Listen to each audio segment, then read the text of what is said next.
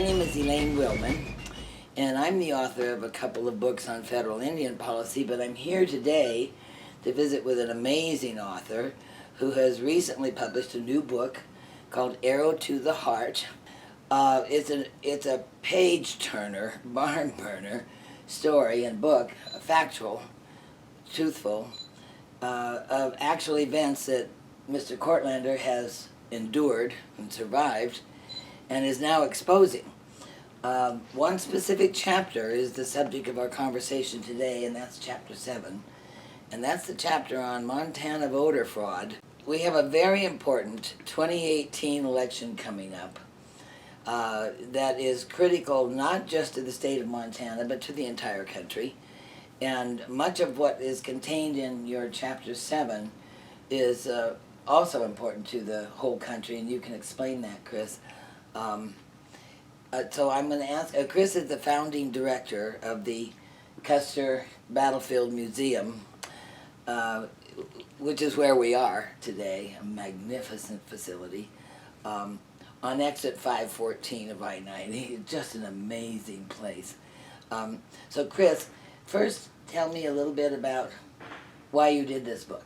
Sure. I just wanted to give a little background on our physical location. We're at the town of Garryo in Montana, which is the only location of a tomb of an unknown soldier outside of Arlington and Pearl Harbor anywhere in the country. And it's where the well-known saying, burying the hatchet, originated at the 50th commemoration of the battle. So we're doing this interview at the museum now at Sitting Bull's camp where the battle began. We're on the battleground. We're on the battlefield now. Yes. It's just completely, it just fills your spirit. I mean, you can feel things here. Absolutely. Yeah. So, why did you write this book? I know you endured horrible things. Why did you write this book? Right. This book is primarily based on me being federally raided by the Bureau of Land Management in 2005 and 2008, when 22 armed federal agents came into our facility with machine guns and shotguns and took our interns down with automatic weapons to the back of their head, spread eagle on the ground over a military button. But specifically, more of the story in this interview is going to be about Chapter 7 and the voter fraud that occurred here. But I do want to mention during that whole ordeal, which lasted over a decade with me in the federal government, that I was never indicted and never charged with the crime. I know. And which is amazing because they spent about $2.6 million on my federal investigation. Jeez. And I was in contact with Senator Tester's office on numerous times, never returned phone calls, never helped me or did any type of letter writing regarding the federal government overreach that took place on me here.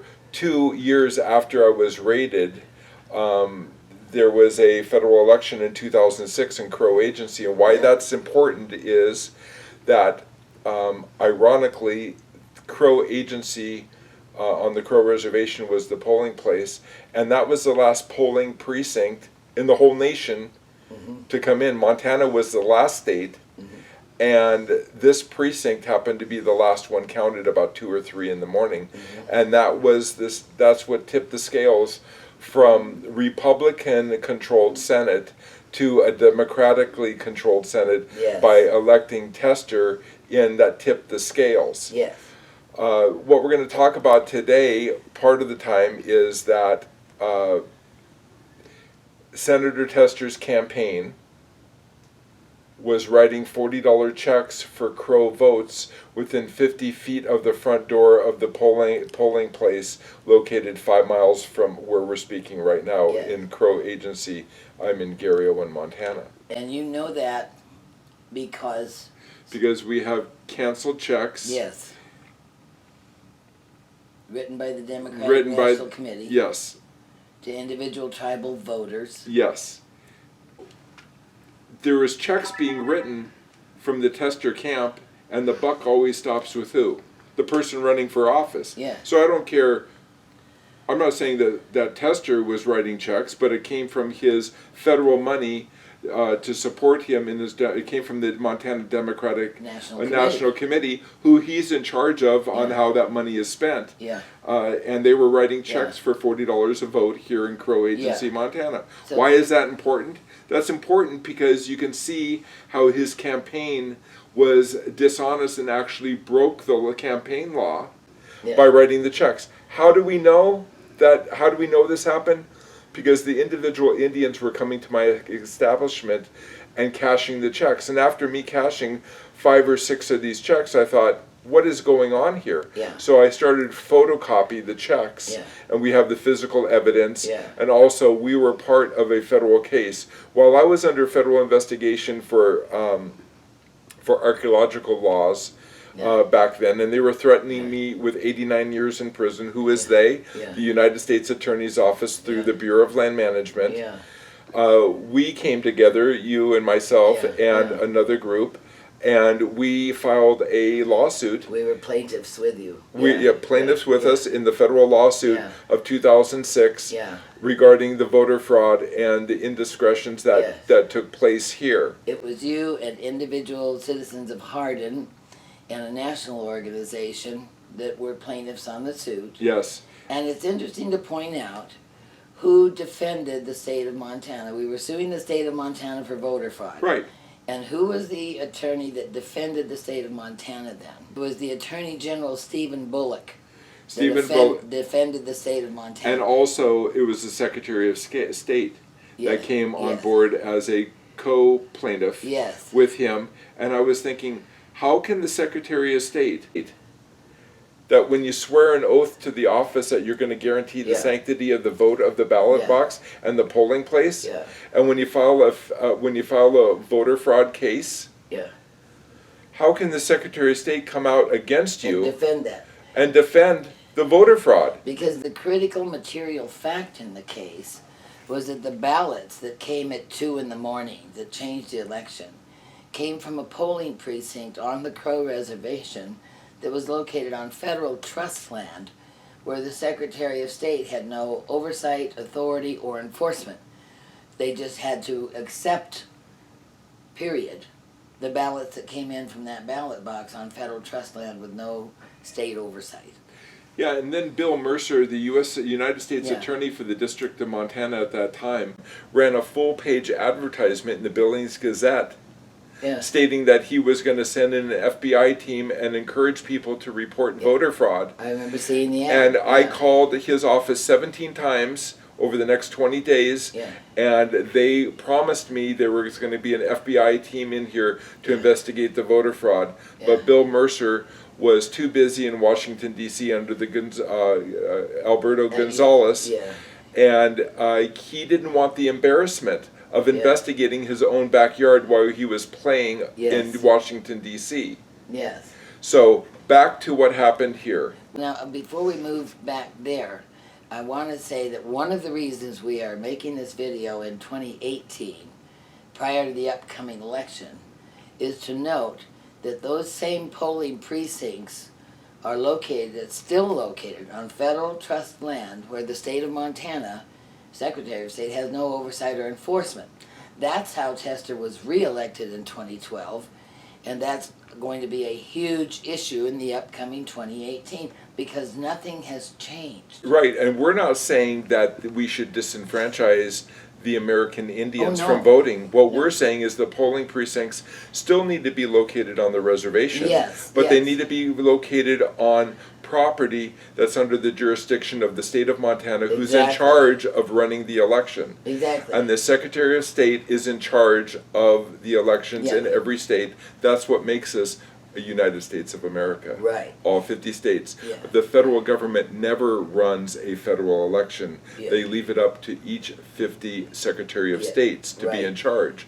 So how can you have ballot boxes that are unlocked, unchecked, and with Native Americans running the elections, throwing our non-Indian poll watchers out of the building with unlocked ballot boxes, and won't even allow them to accompany the ballot box that's under Montana Code annotated, where you can actually physically be with the ballot box during the delivery and transportation to the to the election officials at Bighorn County Courthouse Yeah. in Hardin, Montana. Yeah. The non-Indians, were not allowed to do that, No. which is a violation of the Montana Code. Yeah. But it's really not breaking the law, because the way it's set up right now, there is no law, because again, state law, criminal and civil jurisdiction cannot be enforced on tribal trust Yeah. federal property. Yeah. It's exempt. Yeah. Because the Crow Reservation is a non-public law 280 reservation. Yeah. And what that means, there's a great Wikipedia page on non-public law 280. Yeah.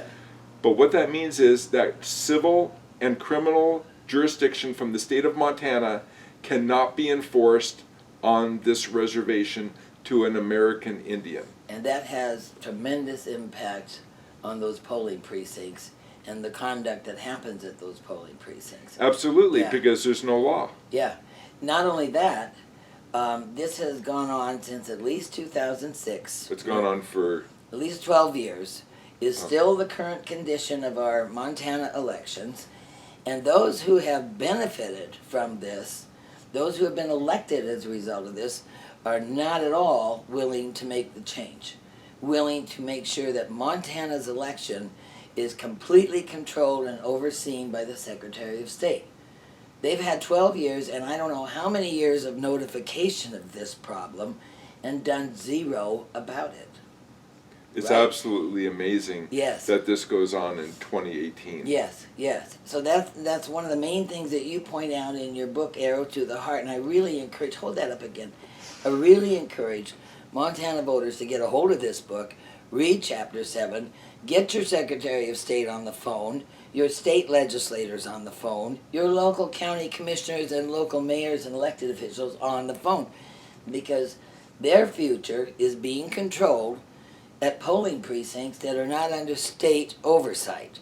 There's something so fundamentally wrong that nullifies my vote and yours, as this is allowed to continue for now 12 years, when I don't know how many people and organizations and affidavits have been filed reporting this, and there's not a word in mainstream media, there's not a change, there's not a legislator that has stepped up to the plate, not a Secretary of State who says this is wrong. So this is so egregious.